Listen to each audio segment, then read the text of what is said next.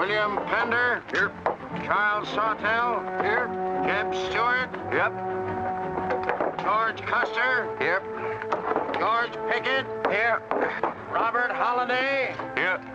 James Longstreet. Yep. Carl Rader. Yep. Philip Sheridan. Yep. John Hood. Hey, Jim. Take a look at this saddle sore. You think that's serious enough to report? I don't know, George, but I'm certainly going to report mine. You boys can have the cavalry. Me, I'm going to apply for the infantry. Tired of playing housemaid to a temperamental mare. That's the first good news your horse has ever heard. Go on, Gertrude, kiss him for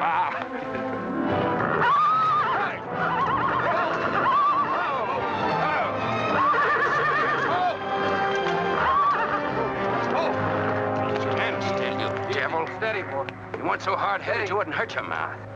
I told you before we started you had that curb chain on too tight. It's not the first time you've cut his tongue. You ever try putting a curb on your tongue? No. Nobody else ever tried it. I suppose it takes one of you Southerners to handle a horse. Well, at least we know how to harness them. You know how to harness Negroes down south, too, I hear. With a strap across their back. Come on. When are you going to take a punch at him? Too close to graduation. Besides, if I've waited 4 years, I guess I can wait another week. The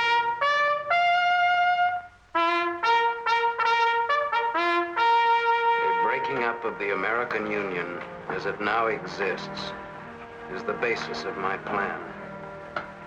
And that destruction must be made upon the issue of Negro slavery and on no other. The Union must then be reorganized on the great principle of emancipation. This object is vast in its compass, terrifying in its prospects, but sublime and beautiful in its issue. A life devoted to it would be nobly spent or sacrificed. If the federal government and its constitution are opposed to my way of thinking, the fault is not mine, but theirs. And I shall continue to oppose them with every means and every weapon at my disposal. Who wrote that inflammatory rot? A wise man by the name of John Brown. Where'd you get it? That's my business. If you don't like it, you don't have to listen to it. You meant it for me, didn't you? Take it any way you like. Sure he meant it for you. He tried that abolition stuff on me till he found out I came from Kansas. Never mind, Bob. Come on, Jeb. Let's turn in. There's no regulation against a cadet having his own ideas. But there is one against spreading treasonable policies. You find the truth hard to take, hmm? Listen, Raider. I know the truth of this problem far better than you do. The South will settle it in its own time and in its own way. But not through the propaganda of renegades like this John Brown or any of his followers. You mean that renegade line to include me? Look up your oath of allegiance and answer that for yourself. I'll answer that right here and now. I've taken a lot from you Southern snobs.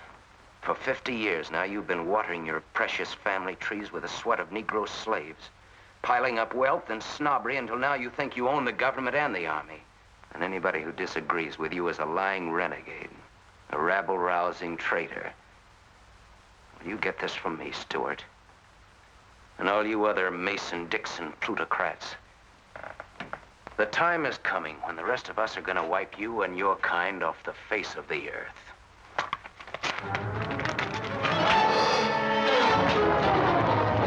Jim, don't be a fool. No, let them fight it out. Hold it, Raider.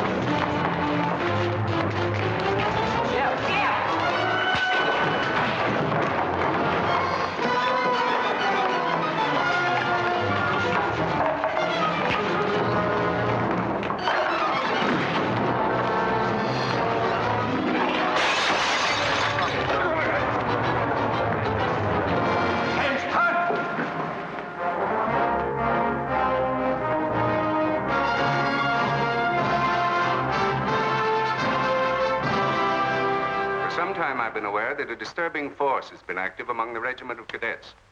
The exact nature of this subversive campaign and the persons responsible for it have not been fully known to us until this moment. Stewart, by every rule of the academy, you should be discharged from the service. And your associates are no less guilty for their part in this outrageous affair. Colonel Lee, any blame in this matter is entirely upon me. It's my sole responsibility, sir. That's not quite true, sir. It was my fault. We're all equally responsible, sir. That's right, sir. That's right, sir. If I believed that you were guilty alone, Stewart, I should have sent for you alone. As for you, Custer, and the rest of you, you must be taught that lying to protect a friend is sometimes an extremely dangerous practice. I'm not so greatly concerned about the fight itself as I am about its cause.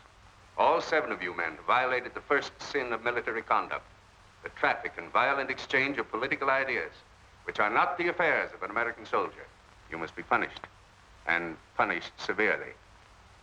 I shall request of the War Department upon your graduation next week that all of you be assigned to the most dangerous branch of the United States Army. The 2nd United States Cavalry, now stationed at Fort Leavenworth in the Kansas Territory.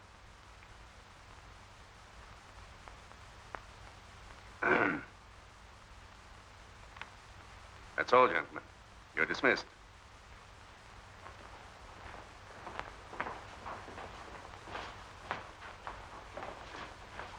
Now send for Cadet Raider. How can you beat that? Fort Leavenworth, suicide station, Kansas, and the Santa Fe Trail. What a piece of luck. That's it, and the cavalry, active duty, promotion. Why, we'll all be generals while the rest of these fellas are still shadeful. Oh, that's desolate country, Jeff. Nothing grows in Kansas but trouble. What are you talking about? I grew up out there, didn't I? Well, I suppose he's not. Oh! Yeah, wait till I get you boys out there. Man alive, that's my stamping grounds. Well, hey! Cheers, my Kansas! Come on! These pamphlets were found in your quarters. Dozens of them. Together with a letter written by a member of the Abolitionist Party, instructing you to distribute them among those cadets who appeared to be sympathetic to their cause. How long has this undercover activity of yours been going on? Long enough. Very clever idea of your fellow conspirators to plant an agent in our midst. Your dishonorable discharge will be drawn up at once, and you'll be given until sundown to remove yourself and your personal belongings from the limits of West Point. Good.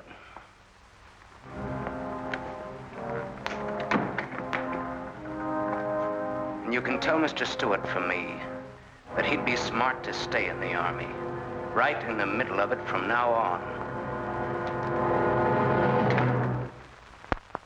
Cadet William Q., Ohio. Cadet Martin Evans, Ohio. Cadet Armour Marlowe, New Jersey. Cadet George Custer, Ohio. Cadet James Longstreet, South Carolina. Cadet Philip Sheridan, New York. Cadet J.E.B. Stewart, Virginia. Cadet John Hood, Kentucky. Cadet Robert Holliday, Kansas Territory.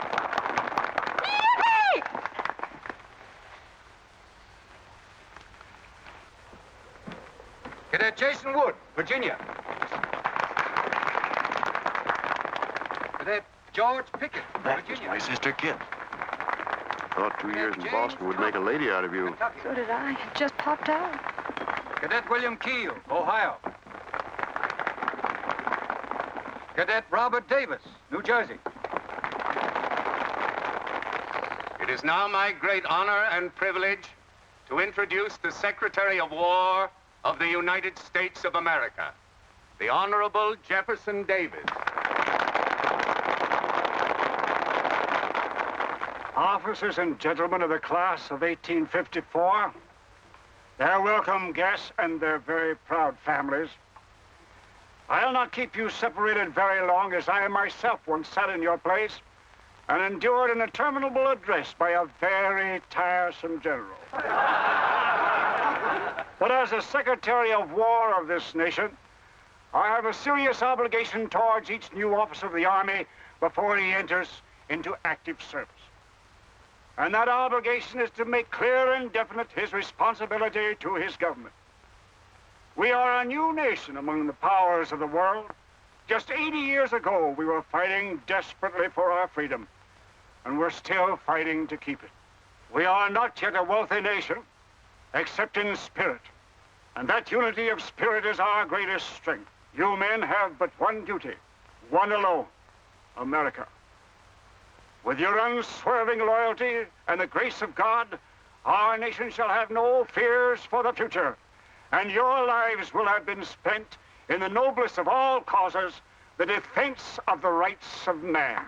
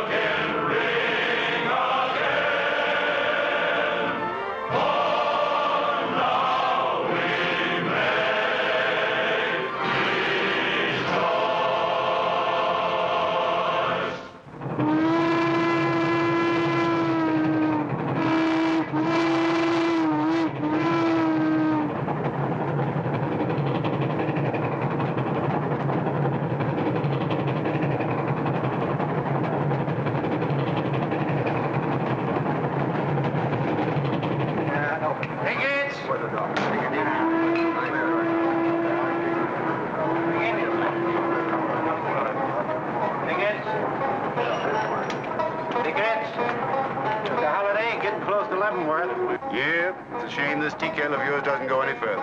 What for? There ain't nothing to go to. There's half a nation out there, Cap. Someday I'll build a real railroad to open it up, clear to Santa Fe. For a man who made a fortune out of horses, you sure got a heap to learn. Hey, Cap, tell the boys to speed it up a little, will you? The last time I had to get out and help chop wood for the engine. Well, the first time you rode with me, I had to change your diapers.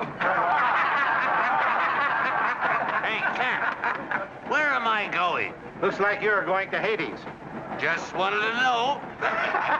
Bob's been telling us about that railroad to Santa Fe so long now, Mr. Holliday. Surprised to learn it hasn't even been built. Well, that's not our fault, Stuart. You can't build a railroad over blood-soaked ground like Kansas. Decent settlers won't use it. We're losing thousands of pioneers to the Oregon Trail. They circle right around us.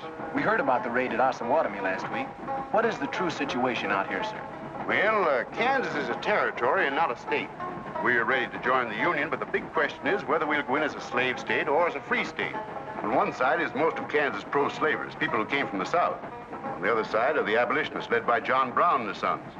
Between those two elements, they've made Kansas a boiling pot of rebellion and massacres. That's why the Army sent you boys out here to Fort Leavenworth. See, suicide station. It's quite an honor. Excuse me, will you, sir? Surely. You know, the first time I saw you at the graduation, I thought of what Napoleon said when he first met Josephine. What was that? He said, I never knew this savage land they call America could breed such perfect beauty in mortal form. Thank you. That's a lovely line. Yes, isn't it? George has been using it for years, haven't you, George? I wish I could think of nice things like that to say. You wouldn't like what I'm thinking now. You were going to tell me something more about Kansas. Yes, what do you do on Saturday nights for fun here? Well, as I remember, half of Leavenworth takes a bath and the other half gets drunk. And since there are only 2 bathtubs in town, things get kind of exciting around midnight. Kid! By the way, how'd they ever come to name you Kit Carson Holiday?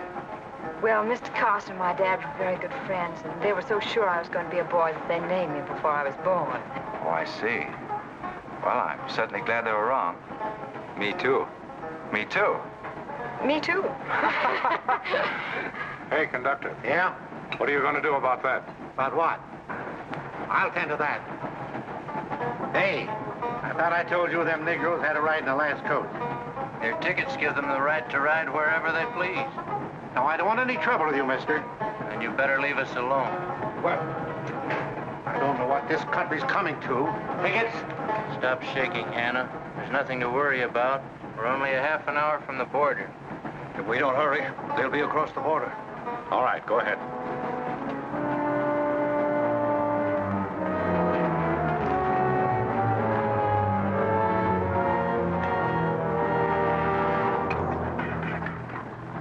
Are you taking the Negroes? What business is that of yours? We're asking the questions. Are they free or bond? Here are the papers. You can see for yourself. Yeah, that might mean something if we didn't know who you are. Don't you make a move. We're taking you and them off of this train while they're still in Missouri. Now, come on, get up, all of you.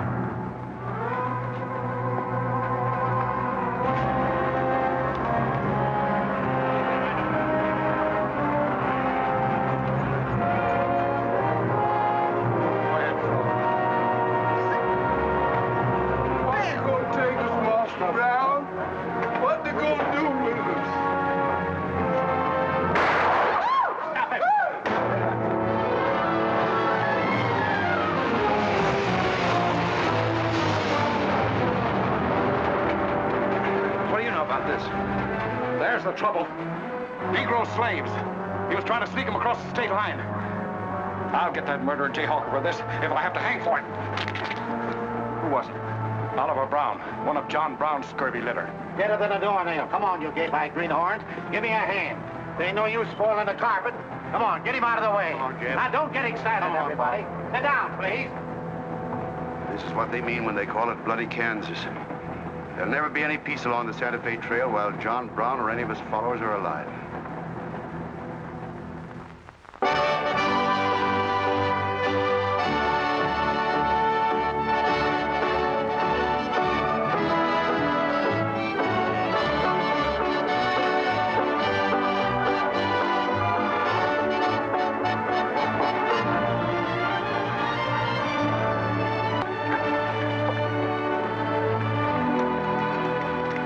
This is the present terminal. I propose to come down here to Wichita, then along here, across the Arkansas River, along the Cimarron River, over here to Las Vegas, then on into Santa Fe. Now, that'll be our first section of track from Leavenworth to Wichita, right over the trail. How soon do you figure to start?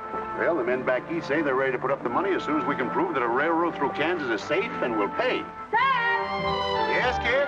Where did you put the loading list? List? Gosh, I clean forgot to make one out. That's great. 98 tons of freight ready to roll and no orders for loading. How'd you run this business while I was away? That's why I sent you away, to show you what a skirt was. Look at your clothes. Look at the grease on your nose.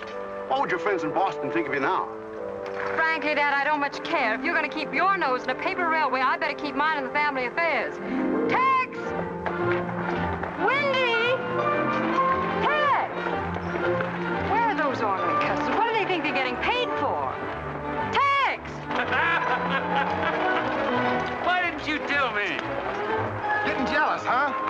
Well, I didn't even see Lily when I said goodbye to her. Oh, now, don't start lying to me, you double-crossing buzzard. I know you didn't buy that there looking glass to see your own ugly mug. I suppose you're figuring on wearing that female cinching belt. Wait till Lily sees what you brung her. She'll brain you if it ain't physical impossible. Why, you ignorant. Tex! Hey, you two!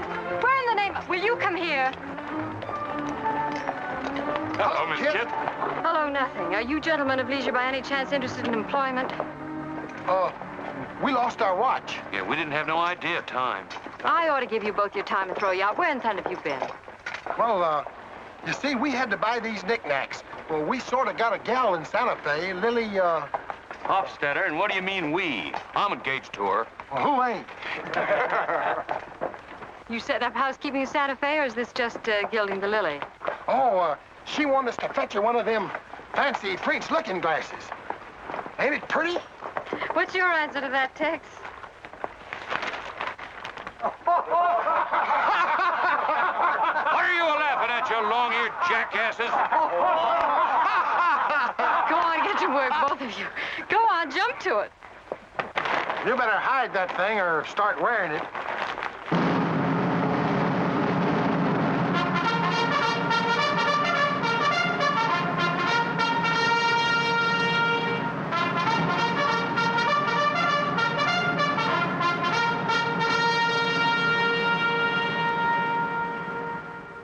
I'm going to put you new officers straight from the start. This is Fort Leavenworth and not West Point. You were sent here to man a frontier garrison. 3 of the officers you're supposed to be replacing are buried back of the hill in the little military cemetery. The other 4 haven't been found yet. The Regiment of Mounted Rifles has only one job, to keep the peace in Kansas. And we're here alone. There's no other fort between us and Santa Fe. And we're proud of that responsibility. We've got a tough reputation in the Army, but they respect us in the West. See that it stays that way. Order of the day. Lieutenants Longstreet and Holiday, take B Troop and put them through close order drill. Lieutenant Stewart and Custer will take 8 men as an escort for the freight caravan leaving at noon for New Mexico. Draw the usual supplies and report to me for final orders.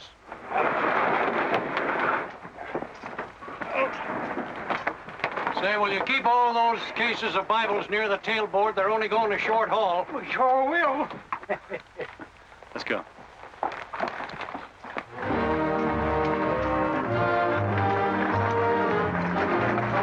Convoy ready, sir. We're ready if you are. Good. I hope you have a nice, quiet trip. On any other kind, I'll lose money. Oh, we'll try and save you that. We'll see you in 6 weeks, sir. With luck. Just keep your eyes open, boys, and move fast. You'll like the scenery, but don't trust it. Right. Goodbye, sir. Goodbye, Stewart. Goodbye, Custer. All right, men, get ready to tie down those wagons. Check everything. Corporal, detail 2 men to cover each wagon. Yes, sir. Bill, move all these barrels over there for the next line.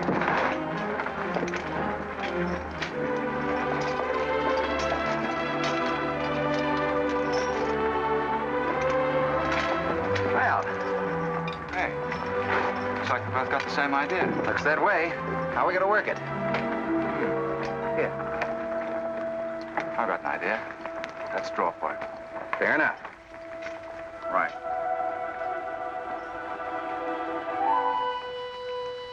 I got the long one. Hey, wait a minute. Where I come from, long man loses. Tough luck, old man. Here, hold my horse. 1 handplow, 1 seater, 7 and 8 is 15, 12 and 14 is... Why, Joe, there's something missing. Must be me. Hello. Hello, what are you doing here? Oh, playing nursemaid for those wagons. Should be the other way around. Oh, the convoy. That's a silly idea, Dad. He thinks that man John Brown's behind every bush. Well, it's not that I mind so much. It's being away from you for 6 weeks, just when we're getting started. Started? Where? Look, I've only got a few minutes left, so I've got to be fast. You haven't been exactly slow for a couple of days. I've never seen such a pair of whirlwinds as you and George Custer. Oh, George. Poor old George. Well, never mind about him. Look, kid, I might as well tell you before I go. I'm completely crazy about you. What? Now, wait a minute. Let me finish. I needn't warn you about army life. The pay's bad. I'd never be home. You'd probably be a widow in 2 weeks. I see. Have you thought of any particular names for the children? No, be serious, will you? This might be the most precious moment in our lives. I hope not. Not in these clothes. Haven't you got any heart at all? Yes, I have. And it's going to stay right where it is. I don't know a thing about you, Jeb Stewart. My brother thinks you're wonderful. But then he was dropped on his head when he was a baby. Well, at least you'll let me kiss you goodbye, won't you? Oh, well, it's quite an honor, but no thanks. I don't really deserve it. Well, hello. Say, this is quite a surprise. The corporal's looking for you. Says it's very urgent. I'll bet. Kit, we'll take this up later, right where we left off. Now, George, don't be long-winded. Listen, Kit, we're due to leave in a minute now. There's something I've got to tell you. I'm head over heels in love with you. George, you sound just like an echo. Oh, Kit, pardon the interruption, George, old man. Kit, there's something I forgot to ask you. Have I got any real competition? How do you think any girl would answer a question like that? Well, she'd tell me the truth. Then you'd both be crazy. Get going, you bullwhackers. Through desert heat and dust, your throats will soon be choking. Your head's about to bust. No water when you're thirsty. And all you get to eat is aromatic antelope and sun-baked buffalo meat. We may not even live to get our pay. But even if we don't get paid, there ain't no job we trade for hauling freight from state to state along the Santa Fe. Hauling freight from state to state along the Santa Fe. There's trouble riding with us all the way. Did you think over what I said, Kit? Every word. Take care of yourself, George. Don't worry about that. Goodbye, darling.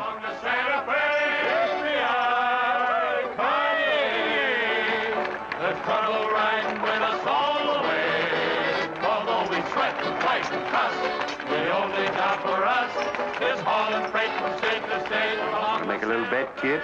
Sure, on what? Those 2 boys? I'll give you 3 to 1. I can name the winner. That's ridiculous. Which one do you want?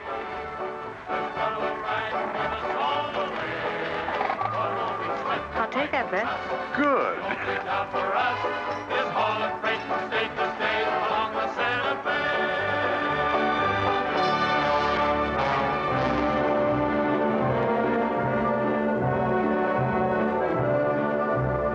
instruct all volunteers not to enter Kansas unequipped, nor to display their weapons to public view. Let that be understood beforehand. Warn them also... Not so fast, Father. Warn them also that our plans must be known to ourselves alone. That they join me in the clear knowledge that all traitors to the cause must die, wherever caught and proven to be guilty. Tell them that we stand by one another while a drop of blood remains, that under no threats or pressure do we make confessions.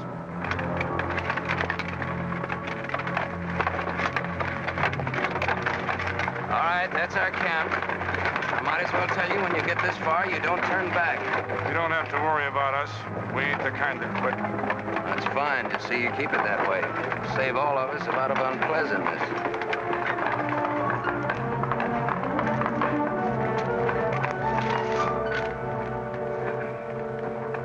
You've been delayed.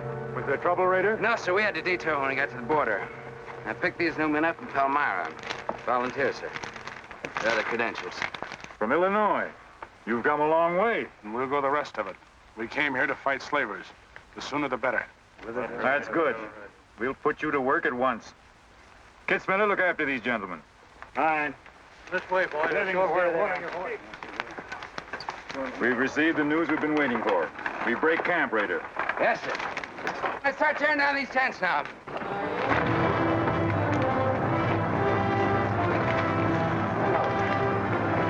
Oliver.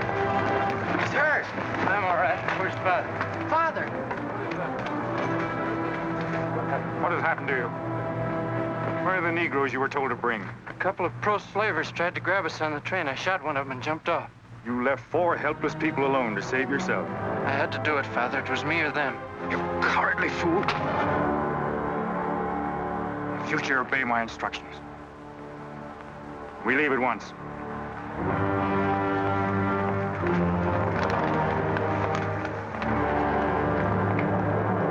All of you, down upon your knees. As once you sent the ravens to save Elijah, so now you have delivered into my hands the precious means of continuing thy holy work. The Lord our God is a great God, a mighty and a terrible, who regardeth not persons nor taketh reward. The Lord is a man of war. Thy right hand shall become glorious through power. Thy right hand, O God, shall dash in pieces the enemy.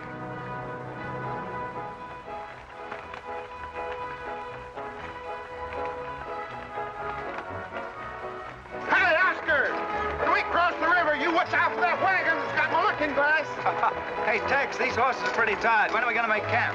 Oh, as soon as we cross the river, and then we'll be out of danger from both sides. You know, Lieutenant, I'm sure glad we're leaving civilization. It's getting too dangerous for a peace-loving man. I run into some of them abolitionists once, but who's this feller John Brown that talks so much about? Oh, as far as I know, he's just a dirty old windbag. In fact, he's just your type. Either of you ever meet him? No, but 2 of them fellas he killed at Osawatomie were friends of mine. You mean Jim Doyle and Alan Wilkerson? Yeah, and that's the reason I'd sure like to meet up with this here Mr. John Brown. He's got no quarrel with people like you, Tex. You do much better to leave him alone. Well, you can count me in anyhow. Even if he ain't harmed no friends of mine, I sure hate to miss a good fight.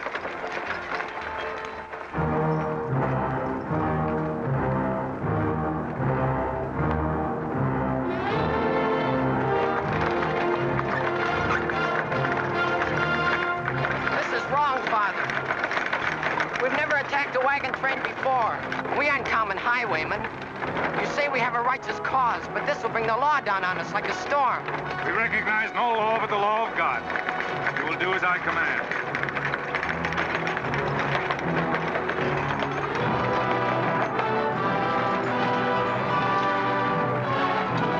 Take your men back, Raider! Wait for my signal!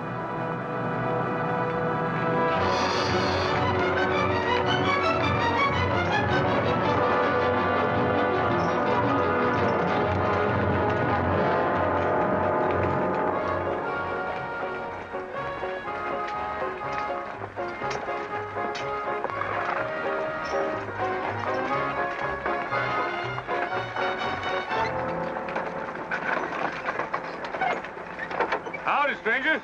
Good morning. Are these Holiday's wagons? That's right, sir. My name is Smith, Jonathan Smith of Newton. Oh, well, what can we do for you? I believe you are carrying some freight consigned to me. Oh, it might be. Have you got something to show for it? I have this receipt from the shipper. Come a long way with an empty wagon, haven't you, Mr. Smith? Newton's about 100 miles from here. My home is in Newton, sir, but my place of business is much closer to the trail. Oh, I see. I thought your horses looked pretty fresh. 8 cases of Bibles.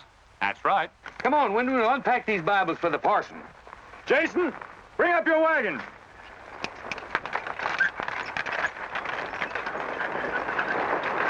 Get that pack down. I got to get them Bibles unpacked for the parson. That's a funny thing. I've seen that fellow somewhere. It's the way it seems to me. Isn't the kind of a face you'd forget in a hurry. No. Wait a minute. I know. In some magazine, The Atlantic, I think. Well, then he's either from Boston or he's a missionary. No, it was something else.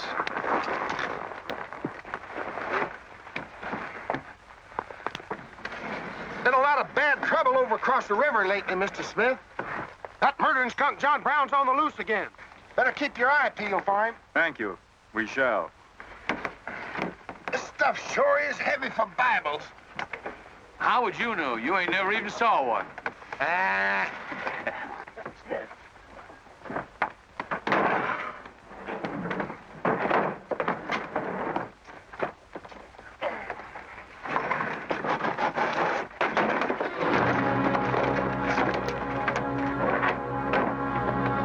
Just a minute.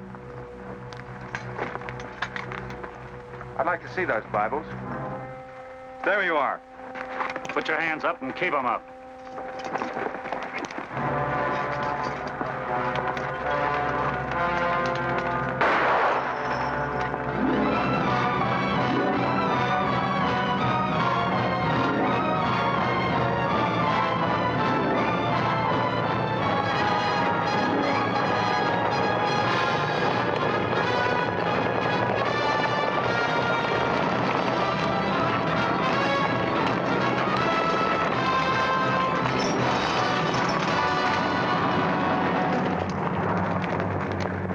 You to make no move towards your gun. Bring up the other wagon. Now then, quickly with those other crates. All right, get a move on there. Only the ones marked Bibles. Hey, Chip. Look. Our friend Raider. Well, this is a surprise. And a commission in the cavalry, too, huh? I see you've got the commission you were after. You know these men, Raider? Yes, sir, very well. This one, Stewart, comes from a rich slave-owning family in Virginia. He called you a lying renegade once, and I jumped him for it. John Brown. Him? John Brown? John Brown? I have nothing personal against you men, but I will deal harshly with any interference.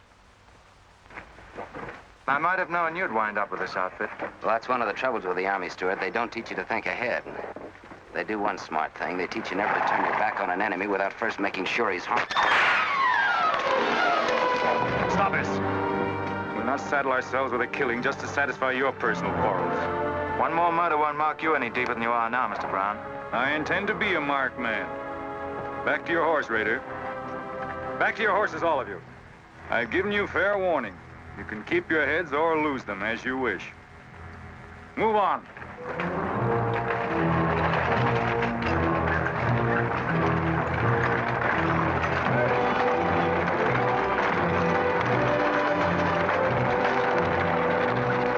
In those cases, George. What? Contraband, rifles and ammunition.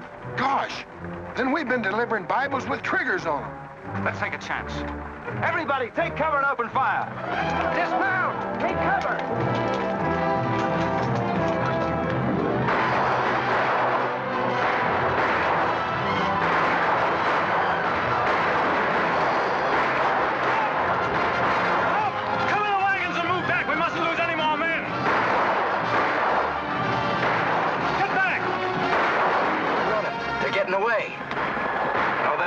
We're going after them. Hey, wait a minute. The outnumber is 3 to 1.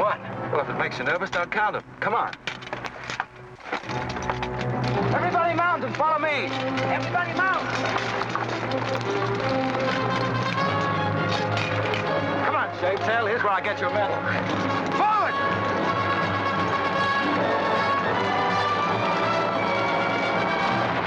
Get those wagons out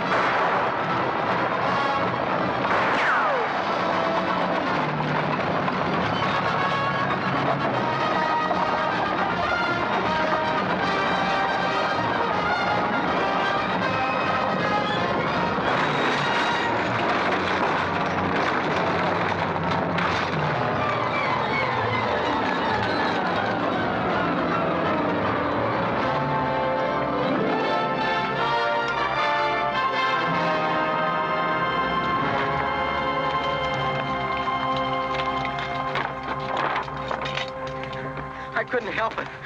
I didn't do anything. All right, son. Nobody's going to hurt you. Who are you? Jason Brown. Brown. You one of John Brown's sons? Yes. Yes, but I never did anything. He made me go along. I never killed anyone, I swear it. I'm getting out. I'm quitting. You've got to take me with you. All right. Bring a horse up, George. Bring up the horses. Have to carry him back. The boy's badly hurt. It's his father's madness really striking home now. Jeb, there's a purpose behind that madness. One that can't easily be dismissed. George, you've seen the needle on a compass, haven't you? It's got a whole card to swing around in, but it always wobbles back to the north. What are you driving at? Just this. I've always known where your sympathies lay, but it never affected our friendship, and it never will. But it isn't our job to decide who's right and who's wrong about slavery, any more than it is John Brown's. I guess you're right, Jeb. I'm sorry. That's more doggone fun than I've had since we got hemmed up with them engines. Yeah, well, the next time we shoot at a common enemy, you let me do the shooting. Boy, my gullet's as dry as a powder horn. Here. Get up! You busted Lily's looking glass. When she looks at herself in that, she'll think she's 100 years old. Or more. Of course we're aware that firearms are contraband in Kansas. Do you think we'd have accepted those boxes as freight if we'd known what they actually contained? Well, I'm just asking, that's all. Doesn't it seem strange to you that Dr. J. Boyce Russell, the most prominent religious leader in America, should be sending rifles marked as Bibles to John Brown? How can I control the marking of crates? We once received 3 tons of gunpowder marked birdseed. Well, then you'll have to examine every crate you haul. What? For all we know, this contraband may have been slipping through for months. Jason, listen, son. You've got nothing to be afraid of if you'll be honest with us. Now, I want you to answer my question truthfully. Did your father ever mention this shipment of rifles when he discussed his plans? Not to me. He never confided in me. Just Fred and Oliver. Fred and Oliver? My brothers. Where are their headquarters? I don't know where they went. They have a dozen places. I don't know. All right, kid. Don't worry about it.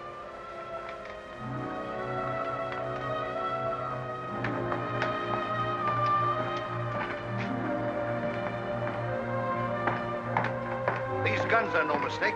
Anyone with the best interests of Kansas at heart can tell you that. No bandy-legged bushwhacking soldier can talk like that about the holidays.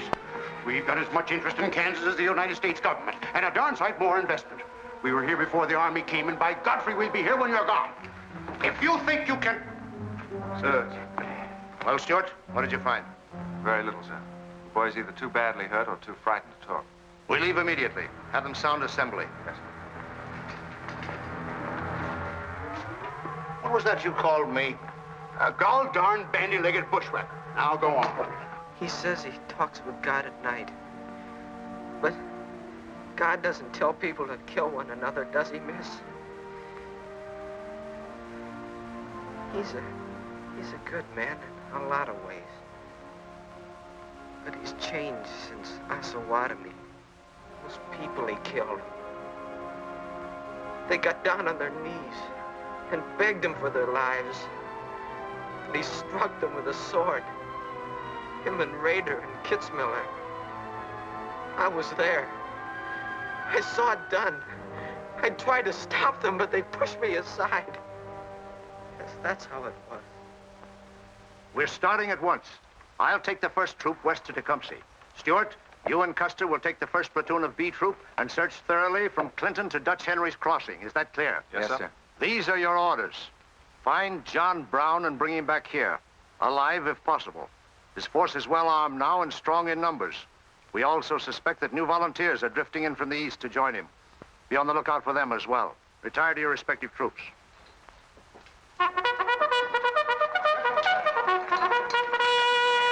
What's that? They've caught some more of us. No one's been caught, Jason. Not even you. You've committed no crime to be afraid of. I'm sick of being afraid. I'm sick of hiding like a hunted thing. I want to walk free like other people. You will, Jason. You're safe now. No, I'm not.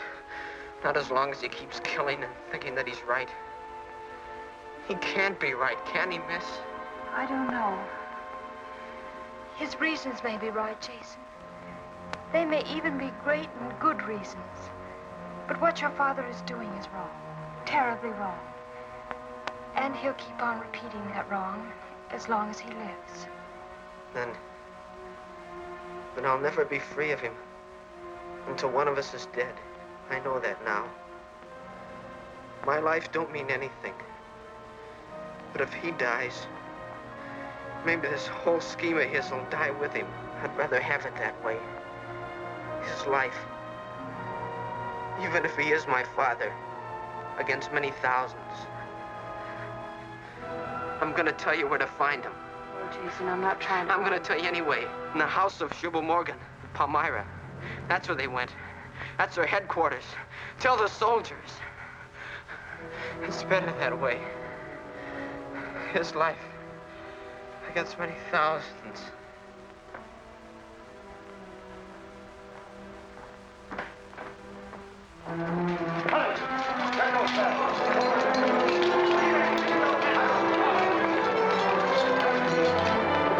Jeb. Hello, darling. How is he? It's very serious. I left the doctor with him. Poor little devil. Jeb, he told me everything. The whole nightmare of his 15 years, even the place where his father is now. He said he wanted me to tell the soldiers. Where? Palmyra, at the house of a man named Shubal Morgan. Shubal Morgan, Palmyra. I wonder if that's the truth. Jeb, I'm frightened. That boy is crippled for life. And that man on the train, he died for a principle. And a man killed him for a principle.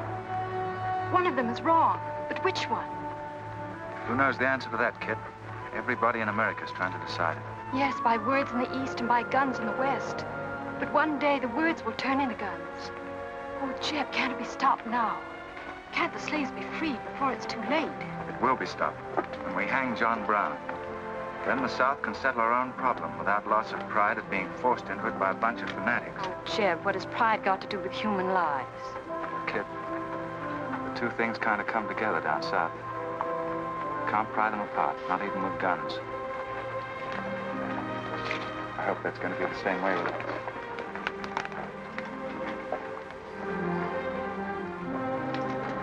Uh-oh, that's me all over, Clumsy Custer. Or can I get into this, too? Yeah. Sure. It's like you're in on it. Don't miss much, do you? I've seen you work before, son. That's where I learned. Just credit one more to my account, kid. I like to let the interest accumulate. Well, goodbye. Goodbye, George. Kid, Don't be long, Jeb. No. Goodbye. Kid, remember this, will you? I love you. Put that in your little bonnet to keep it there until I come back. I'll remember. Goodbye.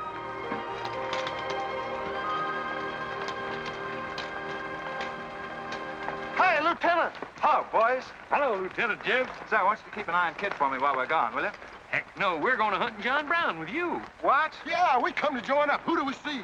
A couple of flat-footed rumputs like you in the Army? Why, you'd get lost. Boys, you better go home and sleep it off. So long.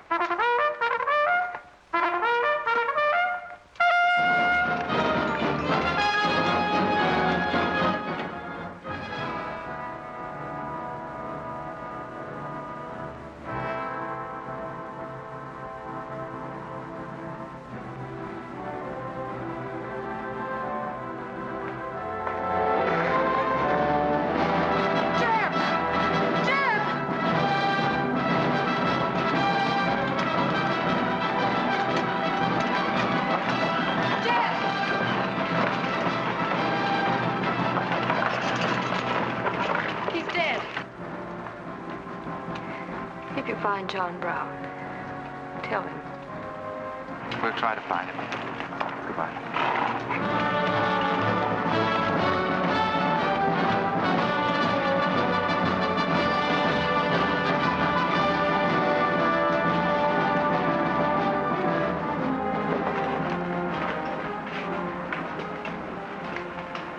Kid, once when you were about this high, Tex Windy brought home a wolf cub with a broken back. You nursed it for weeks, but it finally died with its head in your lap. You cried for days, but it was just a wolf cub. would probably have grown up to be a killer like his father.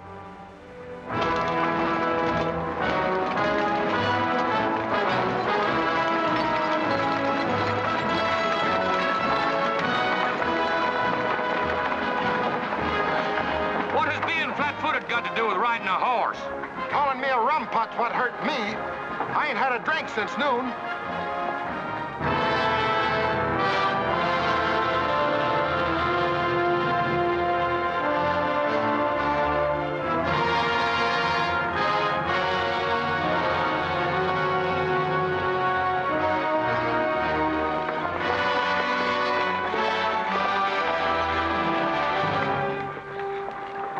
All right, get the sledge.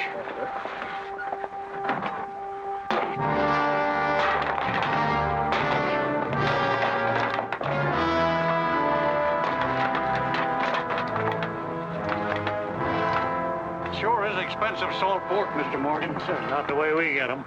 Look them over and stack them in the barn. Yes, sir. This looks like the best shipment we've had yet. Wonder what Rader's worked up about. Him and the old man been arguing for an hour. Looks like another job for us if Rader thought of it. West Point education's a wonderful thing. Yeah, if you can collect on it. Yeah. I signed up because you promised to pay me. Trained this rabble gang of yours to a solid, fast-moving unit of fighters. Taught them how to use these new rifles, how to follow orders, and take a town in army fashion. But I haven't received a red cent in 3 months. Now, what about it? Mr. Rader, I enlisted you on the recommendation of friends in the East who said you would work for the cause. You've done your job well. I have no complaint up to now. But our plans are ahead of any personal greed. If you feel otherwise, you are free to get out. But you must decide here and now.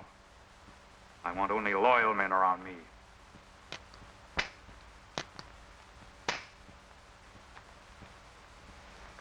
You've no argument with my loyalty. I proved that at Osawatomie and every other town we've raided. But you hired me as a military expert at a set price. Now, I'm only asking what's rightly due me. And I say that you will receive it in time.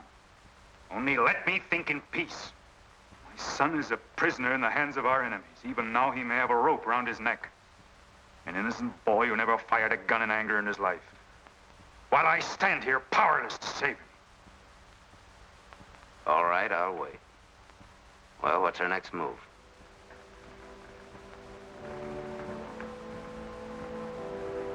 The Bible has said an eye for an eye and a tooth for a tooth. Tomorrow at daybreak, we will destroy Delaware Crossing.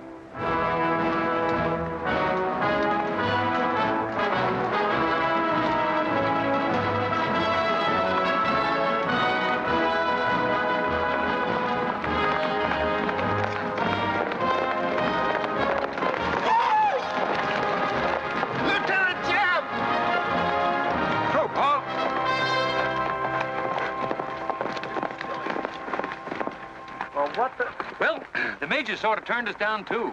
But here we are, Lieutenant Jeb. What do you mean trailing us halfway across Kansas?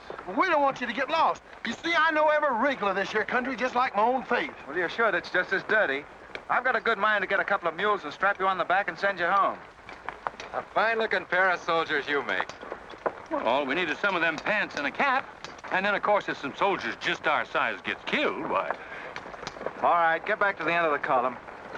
Go on before I get that mule. We don't have to obey no orders. Since we ain't in the army. But we will. Yeah. Wait till Kid hears about this. She'll skin him alive. That's if they got any skin left.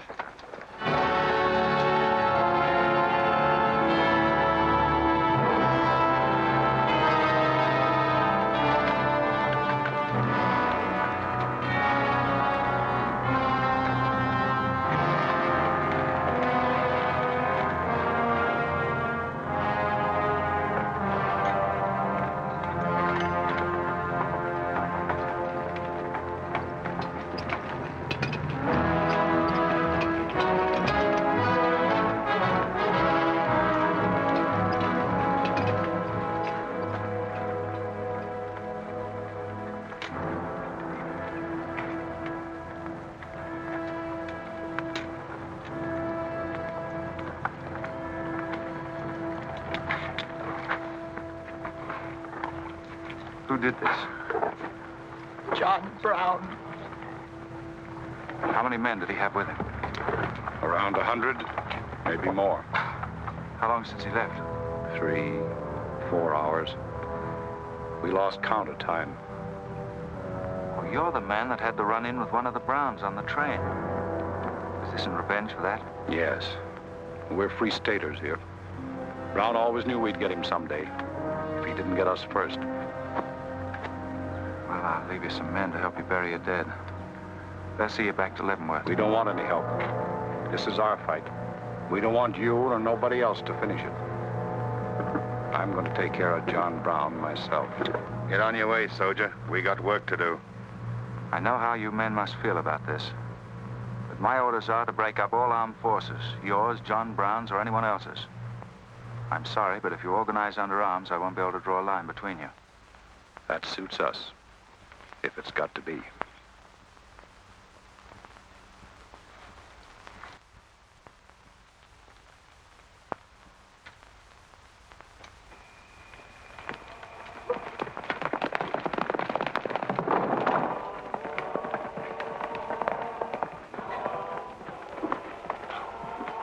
What did you find out, Kitzmiller? A troop of cavalry from Fort Leavenworth are headed this way. Ignorant fools. Jubal, we're moving camp. Round up all your men. Get the wagons ready to roll. Just food and ammunition. We're traveling light and moving fast. What about the Negroes? We can't take all of them. We're not taking any of them.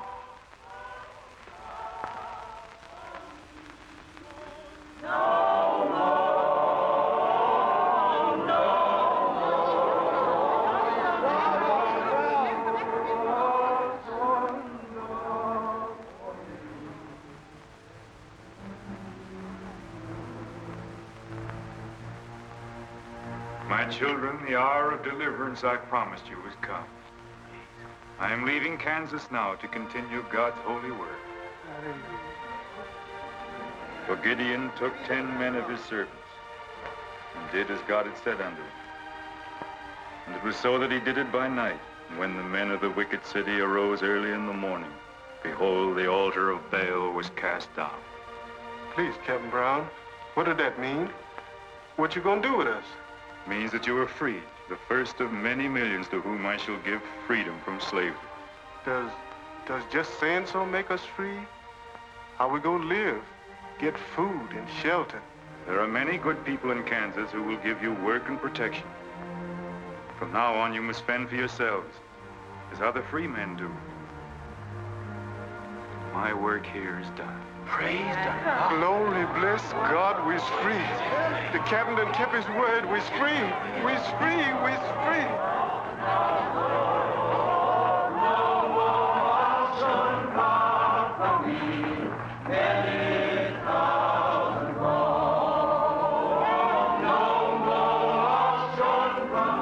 You know, if John Brown has 100 men, we'd better send a runner back, bring up the rest of the troop.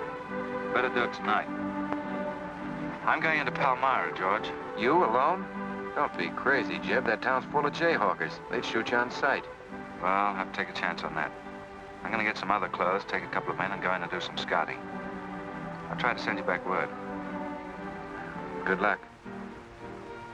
Say, do you two fellas still want to join the Army? Huh? I've got a job for you. There's no picnic. It's pretty dangerous, but I think you're the fellas for it. What do you say? You mean we're gonna have a real cap and a uniform? Mm-hmm. Well, we might have to be buried in them, but it sure sounds like a deal.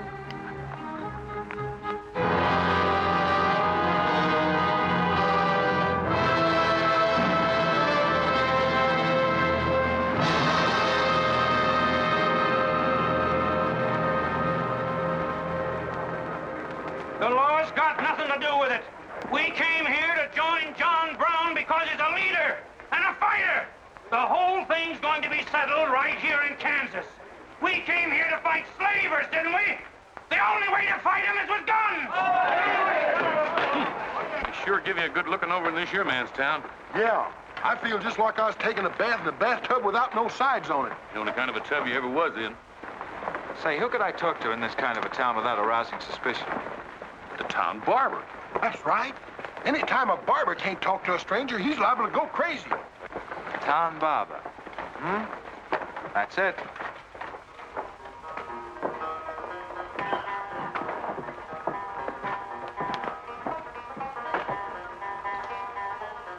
Howdy, boys. Howdy. Howdy.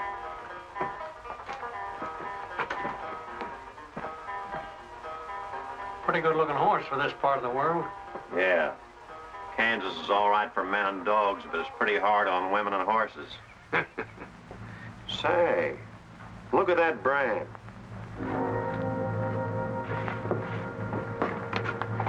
That's an army horse. Maybe you just bought him from someone. Oh, they don't sell them. Nobody rides that brand but a soldier. You keep your eye on him till I get back.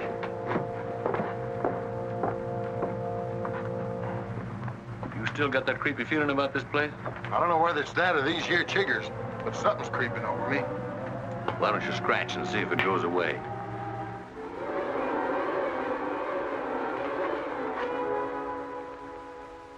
Yeah, I reckon that was all it was. Say, I got it now. We was on the same train a couple of months ago when that fella got killed. You probably got me mixed up with somebody else. No, sirree. I never forget a face. Although I was a little drunk at the time. Well, they are. Fella you saw probably had two faces.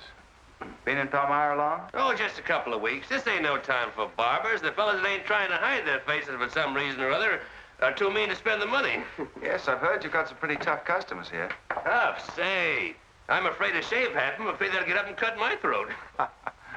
Say, did you ever run across this famous, what's his name, John Brown? Sure, he came in here once. Strange-looking man with a hemp mark on his throat. Hemp mark? What's that? Oh, it's an old barber superstition. A little red line that runs all the way around here.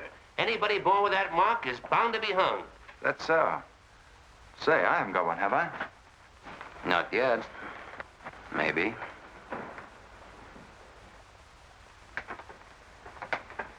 Well, well. Keep your hand away. Get it.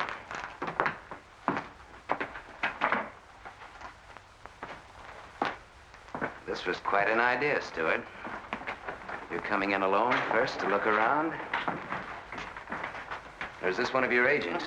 I ain't never laid eyes on him before. I swear it. I don't know him from Adam. What were you up to? Well, it's your move. You figure it out. My next move is plain enough. Didn't they teach us how to handle spies when we caught them red-handed? Same treatment for renegades, wasn't it? When you catch them. This will make you quite a hero, Stuart. The class of '54 will turn out in a body for your funeral. They may even hang your picture in the West Point Library. There's worse places to hang. Get him out of here, Raider. We're wasting time. Just having a last few words with an old classmate of mine. And I had them coming to me. Come on, get up. We're gonna give you a good look at what you came to see.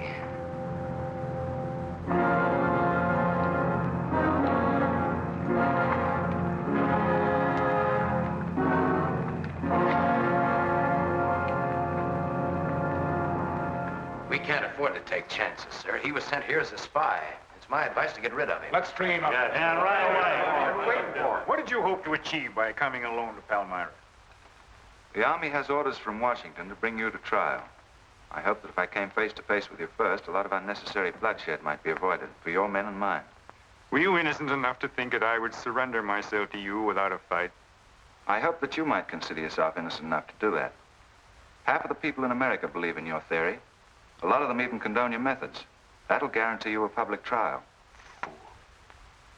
I'm not on trial, but the nation itself. Are you too stupid and blinded by a uniform to see what I see? A dark and evil curse laying all over this land. A carnal sin against God. Can only be wiped out in blood. But why in blood? The people of Virginia have considered a resolution to abolish slavery for a long time. They sense that it's a moral wrong. And the rest of the South will follow Virginia's example. All they ask is time. Time? Time? For 30 years, I've waited for the South to cleanse its soul of this crime. Since childhood, I have been possessed of the fire of correcting this wrong. I tried peaceful agitation. As God is my witness, I tried. Peaceful means failed long ago. Now I shall force a decision by bringing both sides into armed conflict. Letters, words, talk. The time has ended for that. Strength and action are wanted now. Not a voice crying in the wilderness, but a David, armed with the power and the glory. David had a son, hadn't he? Son? Yes, Absalom, who deserted his father and went over to the enemy.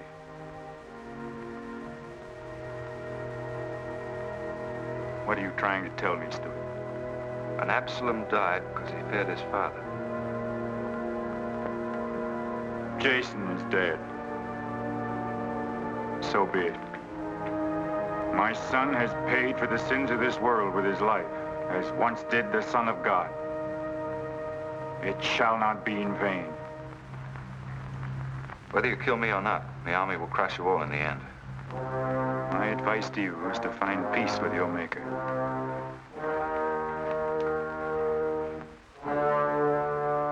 Now the big one. Sit down. I never liked barbers no-how. Now spill out, you little bitty rum weasel. I'll cut your throat. Where'd he go? I swear I don't know, boys. I think, well, they were taken out that way. Who took him? The three fellas. One of them was Oliver Brown. Do you see this razor? Well, I'm keeping it, and if you move to hair when we get back, I'm going to strap it on your liver and barbecue your carcass. Now, you stay where you are.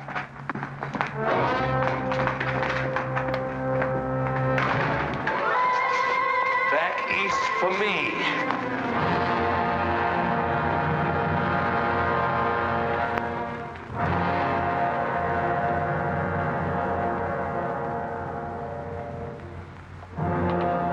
I called you all together as witnesses to hear my words.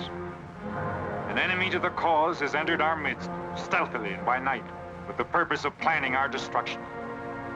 The hand that has never failed us has come once again to our protection. It's not with malice or revenge that we take this man's life, but in just retribution, as befits all enemies of mankind, all enemies of God. Ready, sir.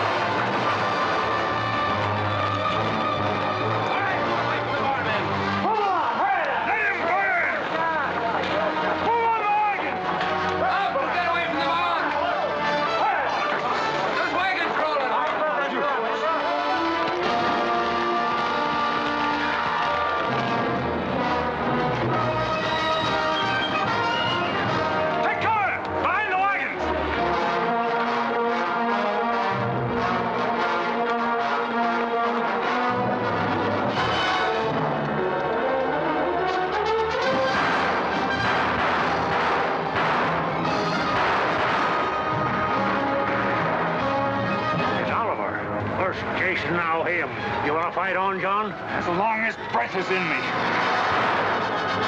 Sound the charge!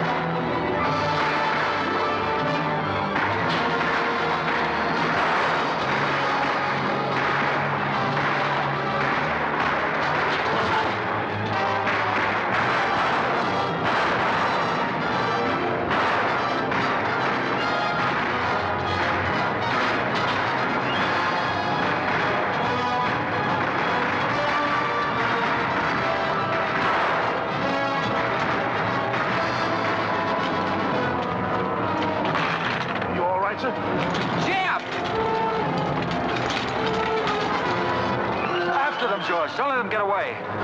Load up!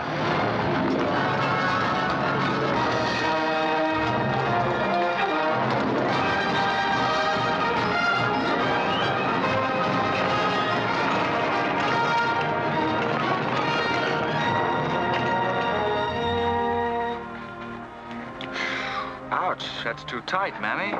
Don't tell me how to do this, boy. I've been wrapping white folks all my life. When they was babies, I wrapped one end, and when they growed up and took on too much corn liquor, then I wrapped t'other end. Ah, then what made you leave home? Well, old John Brown said he's going to give us freedom. But shuckins, if this here Kansas is freedom, then I ain't got no use for it. No, sir. Me neither. I just want to get back home to Texas and set till kingdom come.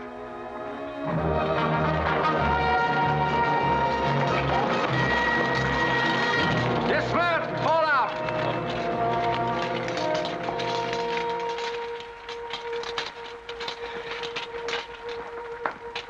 Well, we had a nice ride. Both ways. Lost him, huh? He and a few others got away in the hills. I think I hit one, Jeb. You ought to heard him holler. Heard him holler, you jughead? That was me. You shot my hat off. Well, it won't matter much. He's broken for good. From now on, he'll find every man's hand against him. Nothing will ever break the force of John Brown, Jeb. Not even death. Oh, you're wrong, George. He's finished. His force is broken forever.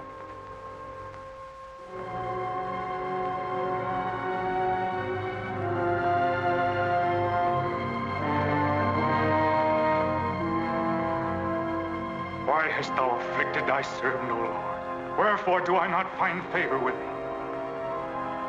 Why hast thou laid the weight of all this people upon me? Yes. This is a sign for which I have waited, O Lord. This is your command, the burning bush. Let there be no peace in all this land until we have revenged ourselves upon thine enemies. As once you smote the Philistines, smite now the fury of thy wrath upon these blind, misbegotten fools. And I shall be thy right hand. I, John Brown, shall be the sword of Jehovah.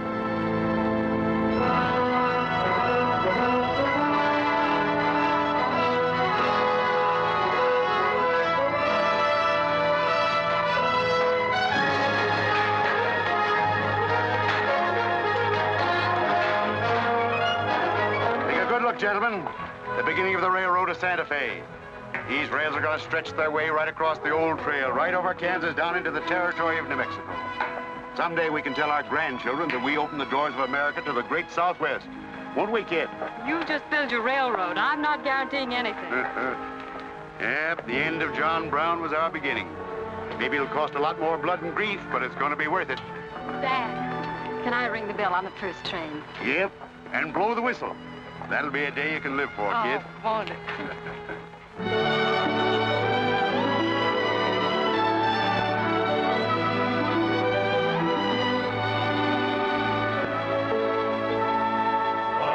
Fill your glasses, fellows, and stand up in a row to sing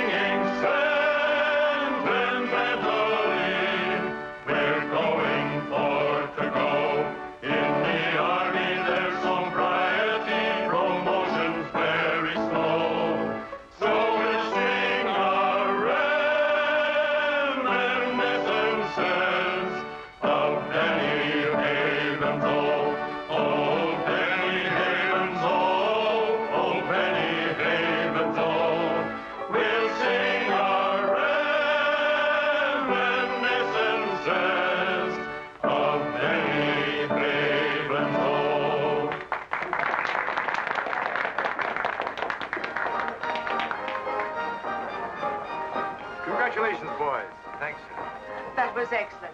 I didn't recognize the song. Where does it come from? It's an old army song, a farewell. These young men have all been promoted and are ordered back to Washington. That's splendid. You lucky devils, I had to wait 10 years for my captaincy, and I also followed tradition by proposing to my wife the same night. Wouldn't you like some refreshment? Yes, I would. Splendid idea. Well, I think I'll run down to the stable. Horse threw a shoe this morning. I'll see you later. I'll go with you. Maybe I can find it.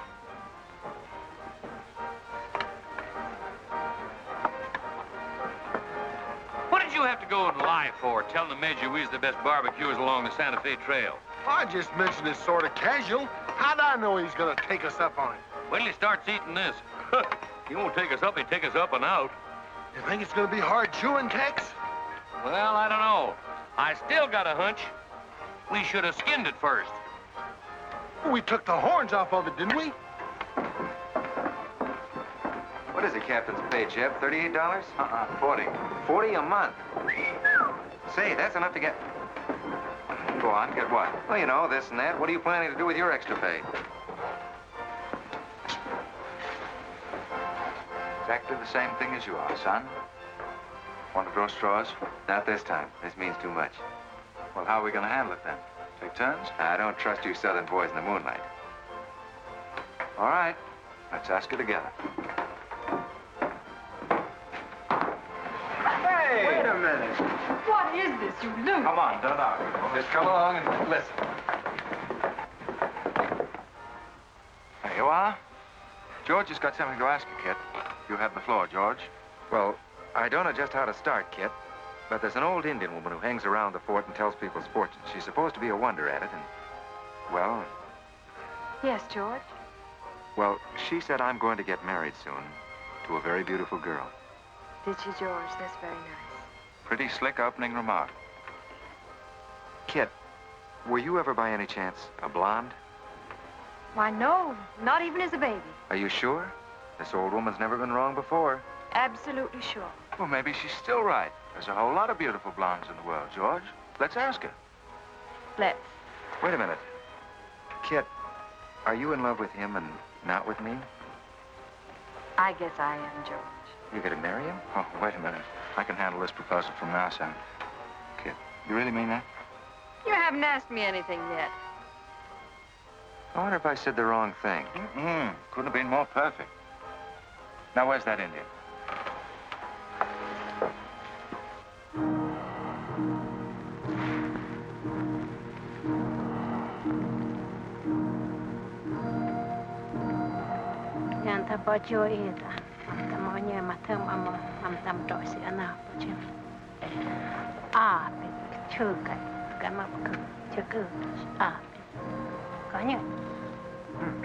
Well, what'd she say, Kit? You know the lingo. She says that this is one of the last times we'll all of us be together as friends. Now ask her something sensible. Who's going to be the first general? When they tell when he guns American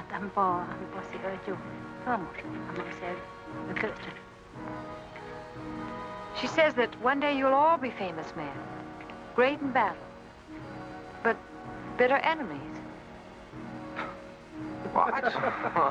Pickett, Hood, Custis, Sheridan, Longstreet, and me, enemies? Now I know she's crazy. Where'd you ever pick up this old faker, George? I can tell better fortunes than that with tea leaves. Well, we might as well get our money's worth. Ask her what we're going to fight about. Yeah, who's going to start it?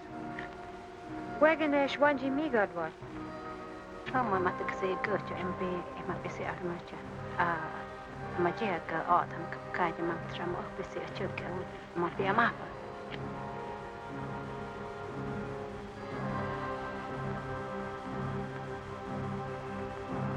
Well, what's this? Too ridiculous to tell? She says the fight has already started. Somewhere in the east, a man is lighting a torch. Now, at this very moment, the two of us will help to kill him. But none of us can stop him.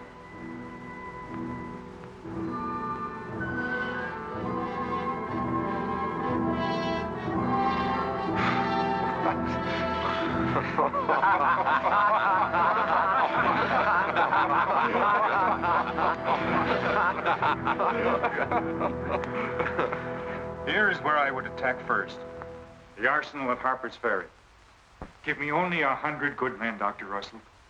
Well-armed and God-fearing men who believe in the cause. I will lead them through Virginia, rouse the thousands of discontented slaves who will flock to join us, then sweep down through the South, through the Carolinas, Georgia, Alabama, Mississippi. Then, with the entire nation in a state of chaos, we can dictate our own terms. Have you considered the Army, Captain Brown?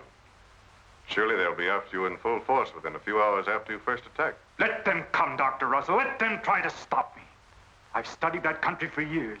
It's full of good hiding places, natural forts where large forces of brave men can defy pursuit indefinitely. Mr. Rader will go ahead of us and scout the town. Yes, sir. With his knowledge of military methods and our great advantage of surprise, we can outwit the Army at every turn. Captain Brown, this plan of yours is mad. Worse than mad. It's high treason. Such a brazen attack would lead to civil war. Exactly. That is exactly what I want. Is it your wish, then, to destroy the Union? My answer to that is yes. To the devil with the Union. We've got to fight sometime. It might as well be now. Gentlemen, I came here to Boston at great personal risk. There's a price in my head of $10,000, so my time is precious. You've given me much help and encouragement up to now. But all that we have done in Kansas and elsewhere will be wasted unless you see it through to the glorious end.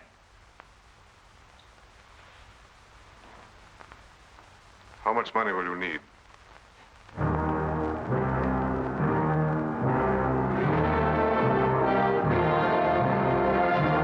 We now possess the guns, ammunition, pikes, a complete store of supplies. The place and the hour are set. Harper's Ferry, daybreak, Monday, October the 16th. We will strike with 2 forces, suddenly with complete surprise, and then move rapidly through Virginia. You men all know what will be demanded of you. Yes, we're with you, Captain. Captain. It's Rader. He made good time.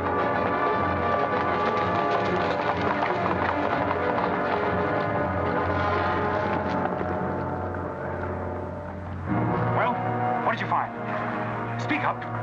Is anything wrong at Harper's Ferry? No, the town itself won't be any trouble. There's a bridge of the Baltimore and Ohio Railroad to be blocked, and we got to cut that telegraph line to Washington. What about the government arsenal? It's guarded by only 2 men. Here, I made this rough map of the place. Good. Excellent. This is precisely what I wanted. We must first take some hostages from the town. That'll prevent an attack by the civilians. Then we'll move directly on the arsenal. Well, there's something else. What? I want to settle our account. Back in Kansas, you promised to pay me what's due when you got the money. How dare you demand the settlement of a private matter? With the nation's hour of deliverance not 3 days off. Well, that's putting the cart before the horse, isn't it? I've done a job for you nobody else could do. So I was right at Palmyra. The cause itself means nothing to you. I'm only holding you to your word. Are you indeed? Have you forgotten so quickly my methods with disloyalty? I haven't forgotten anything. But you've got the money to pay me and you can't afford not to. Then add this to your memory. I haven't waited 30 years to bargain with a rogue at the final hour.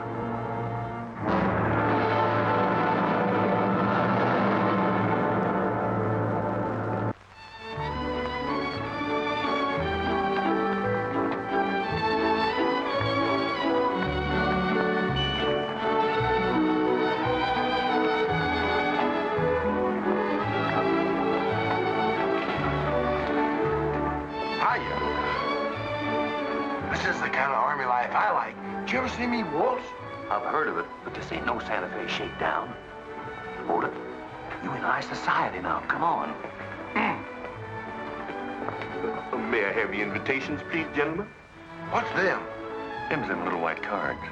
We ain't got no invitations, Joe. Can't we get in on our uniforms? No, sir. Not unless you wants to go right out on them again. Oh, we're the fellows who cleaned up Kansas. Ain't you ever heard of us? Sorry, sir, but we don't need no cleaning. Good evening.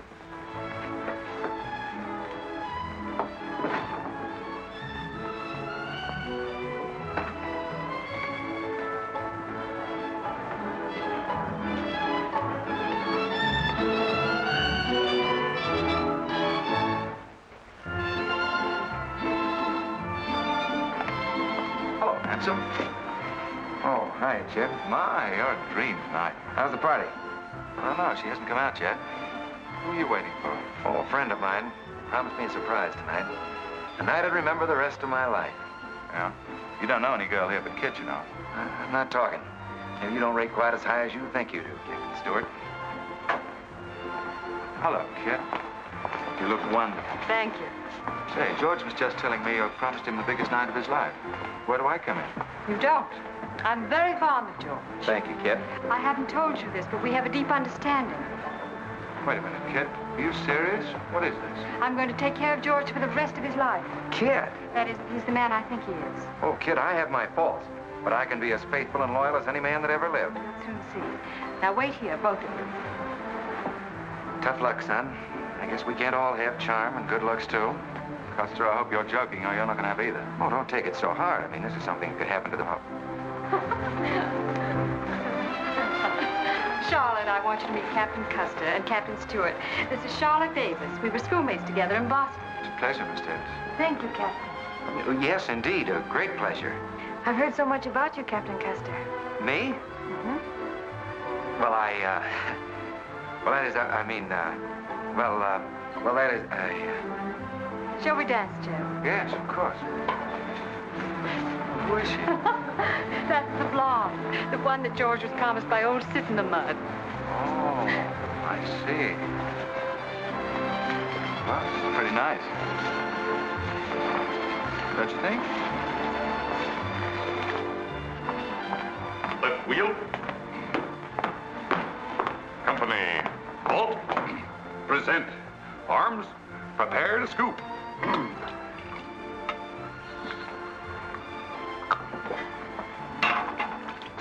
Yes, sir? Yes, sir. About face. Company, forward. March. Eyes right. Right wheel. Well, there I was, right out in the middle of Kansas, facing 500 crazy fanatics, heavily armed. And me with only 15 soldiers. Heavens, Captain, how terrifying. What did you do? I sized up the situation at a glance, dismounted, and walked straight toward him. Not alone. My dear young lady, there comes a time in every soldier's life when he must stand or fall alone. And if you knew the Army, you'd understand that he who hesitates is lost. Oh, how simply wonderful, Captain. Oh, it was nothing, really.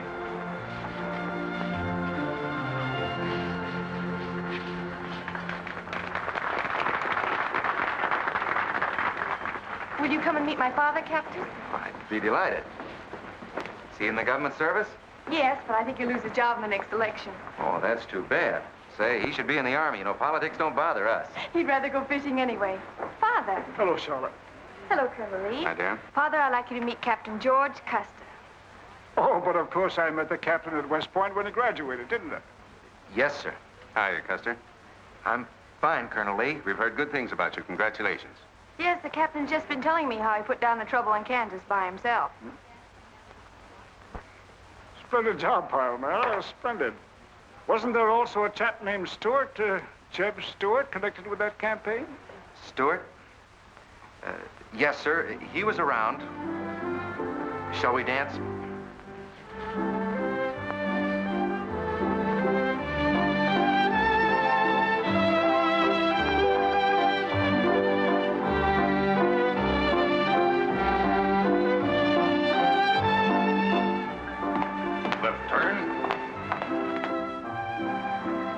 About face. March.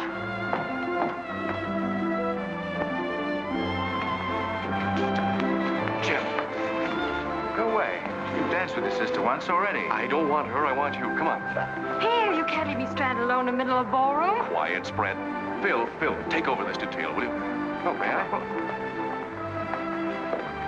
Are you drunk? Well, if I'm not, I ought to be. I've just seen enough to knock anybody down. What are you talking about? An old friend of yours is outside, and he asked me to bring you to him.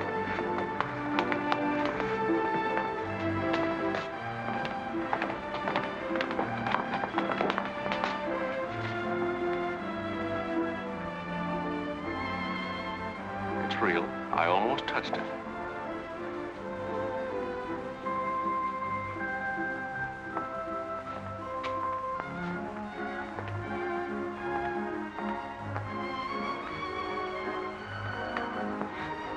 What are you doing here? I came to find you. I know what you think of me, Stewart, that I'm no good. Well, maybe you're right. But maybe I've got something to tell you that'll change your opinion. You'll have a hard time doing that. Suppose I told you that I left John Brown 3 hours ago with a well-armed force of men, not very many miles from where we're standing. I'd say you were out of your mind. All set to strike at Harper's Ferry on the Maryland-Virginia line sometime tonight. With reinforcements of over 1,200 men expected before daybreak from Pennsylvania. Brown plans to arouse the slaves. First in Virginia and then throughout the South in open rebellion. The telegraph wires will be cut and he'll block the railroad. And then at daybreak, they rush the arsenal. Take thousands of weapons with the idea of arming the Negroes. Well, that's the situation, gentlemen, move for move. I don't know, you may be able to get there ahead of them, but if you do, you've got to move fast. Tonight. It's fantastic. Our Secret Service has reported John Brown to be out of the country. Well, I ought to know where he is. I've been with him every day and every mile since we left Kansas. Then why have you informed on him? Don't forget, Colonel, I was in the service once. I was young and I made a mistake. I didn't know that then, but I do now. I guess some of the things we learned at West Point stay on inside of us a lot deeper than we realize. Anyway, I couldn't stand by and see my country torn apart by a madman like Brown. I had to come here. This was something a lot bigger than myself.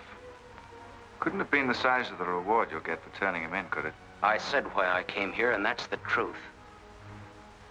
But I am entitled to any reward. I'm even willing to go back there and rejoin him tonight, just in case he gets suspicious or changes his plans. Now, what more proof do you want than that? I believe him because it's too dangerous not to. How soon can you start, Colonel? We'll be ready to leave in an hour. The officers are all here. Call them at once and proceed with all speed to Harper's Ferry.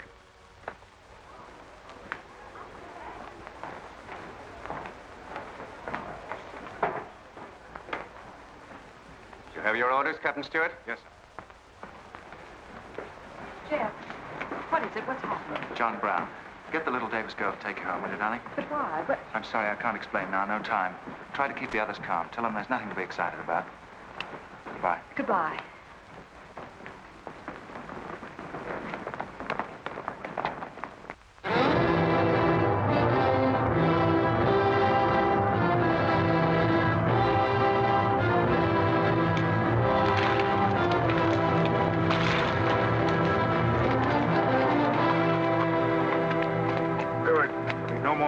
Score. You say no train is due until well after daybreak? No, sir, not until 8 o'clock. I rode within 10 miles of Washington to make sure. What kept you so long? I had to take a side road both ways. Schubel, Townsley, get your men, block the railroad bridge. We meet below the arsenal at daybreak. Kitzmiller, go to the town with 20 men and get the hostages. You know the ones? Yes, sir. Rest of you men, follow me.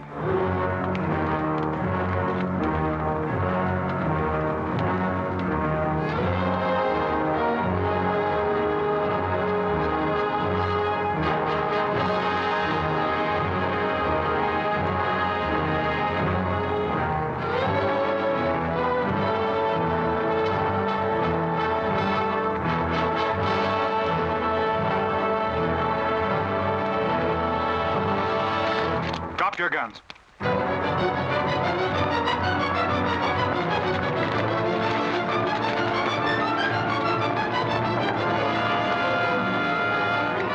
Captain, we got enough guns here to arm 1,000 men. Plenty of powder and bullets. Stack those guns and ammunition near the door, ready to haul. Hurry up, boys. Get them out there. The men from Pennsylvania will be here within the hour. This isn't an arsenal. It's a fortress. We could stand off the whole army here. What about the prisoners, Captain? What is the meaning of this outrage? Why have you broken into our homes and dragged us here? Who are you? I am John Brown of Kansas. John Brown? You are prisoners of the provisional government of the United States. If the citizens of Harper's Ferry attempt any interference, I shall use you as I see fit. Otherwise, you will be peacefully released when we depart. We must adhere to our schedule to the precise minute. We will leave here at 10 o'clock. And by nightfall, we should be 35 miles into Virginia. What about the men from Pennsylvania, sir? If they're late in arriving, we cannot wait. Wouldn't that be taking a long chance? No word of us can leak out until tomorrow, maybe even 2 or 3 days, and then we'd be 1,500 men. I don't see that there's any reason to hurry. That sounds sensible. I disagree. I'm anxious to get out of here, and time is our most valuable weapon. You're in command, sir. But that's been the fatal mistake to many an expedition. My advice is to wait.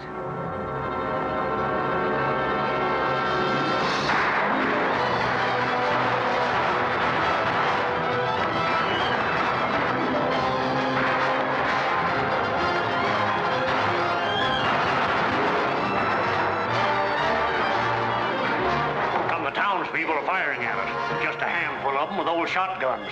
We can clean them out in 5 minutes. Idiots. Why do they fight us? Can't they understand?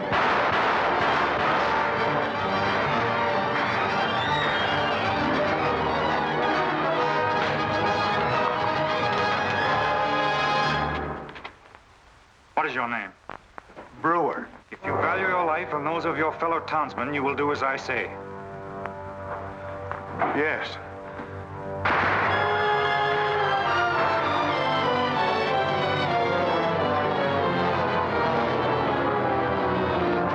Stop firing! You are endangering the lives of your friends. John Brown promises that if we leave the arsenal in his hands, he will harm none of us. No! Run down, guards! We'll cover you! Quick!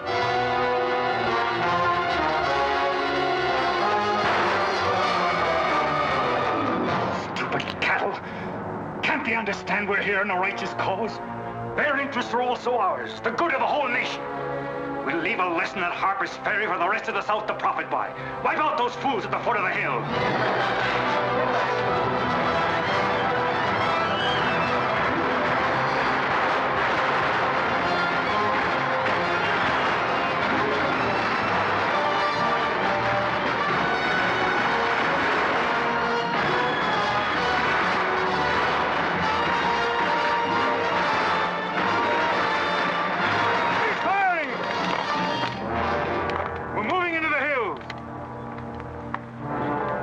Take all the weapons and ammunition you can carry with speed.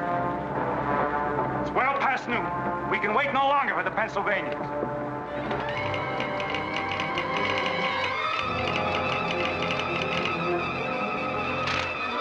Citizens of Harper's Ferry killed, 33 wounded by John Brown's invaders in open rebellion. It's from the 2nd Force at Frederick, Maryland. The road to Harper's Ferry is blocked, unable to get through. The Jefferson Guards and the Winchesters under Lee's command passed through Upperville an hour ago. They will be the first to arrive at the ferry.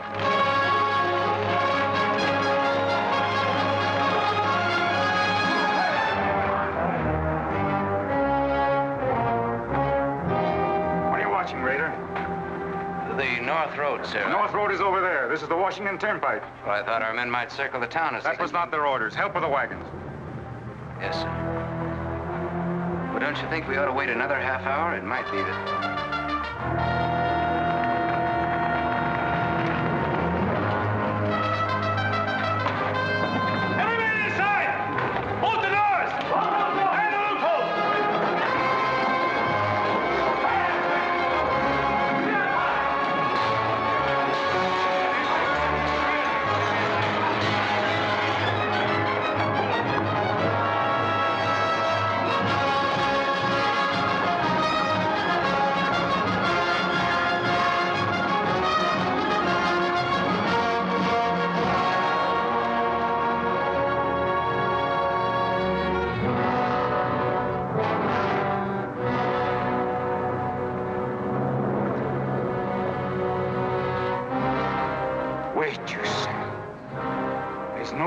To hurry.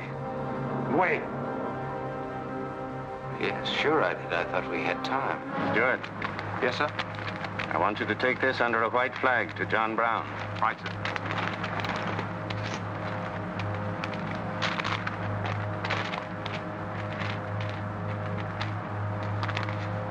There's to be no parley. Yes or no. If it's a refusal, wave your hat to us. Right, sir. Hang on to this, will you?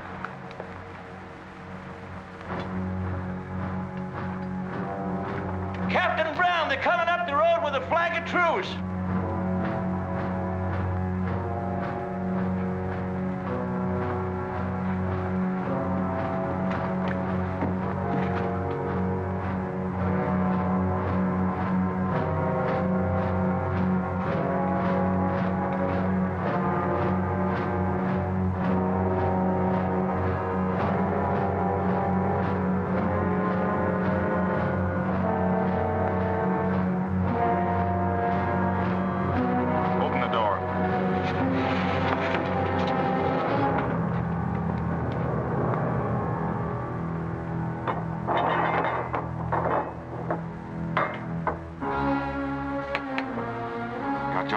Kansas.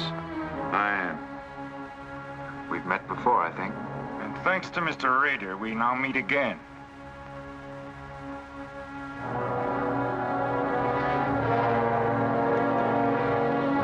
This is Colonel Lee's formal demand for your surrender. Once more, sir, you overrate your strength in supposing that I can be taken against my will. That's your final answer? It is. We prefer to die here.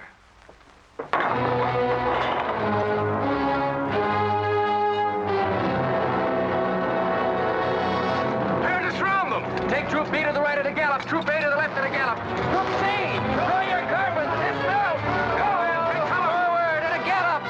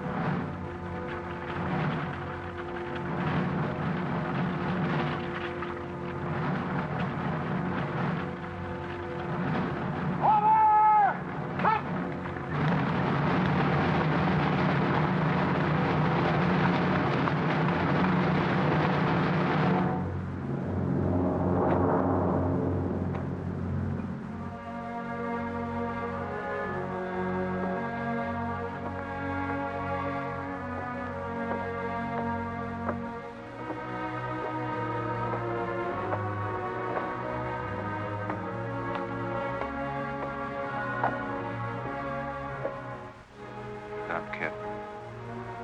He was born for this. I'm not crying for him, Jeb. I see something else up there. Something much more terrible than just one man. Have you any last words, John Brown? I am only walking as God foreordained I should walk. All my actions, even the follies leading to this disaster, were decreed to happen long ages before this world began. But I cannot remember a night so dark as to have hindered the coming day, or a storm so furious as to prevent the return of warm sunshine and the country at peace. I, John Brown, am now quite certain that the crimes of this guilty land can never be purged away but with blood. I let them hang me. I forgive them, and may God forgive them, for they know not what they do.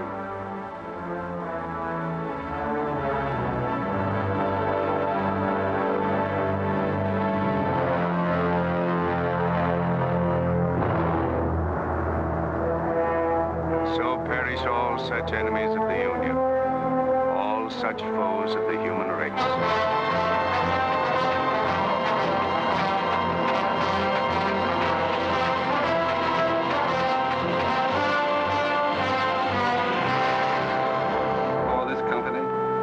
To have given and pledged their troth each to the other, and have declared the same by giving and receiving a ring and by joining hands, I pronounce that they are man and wife, united forever with ties that no man shall break asunder, nor the years disturb, whose shining paths shall run together from this day hence unto eternity.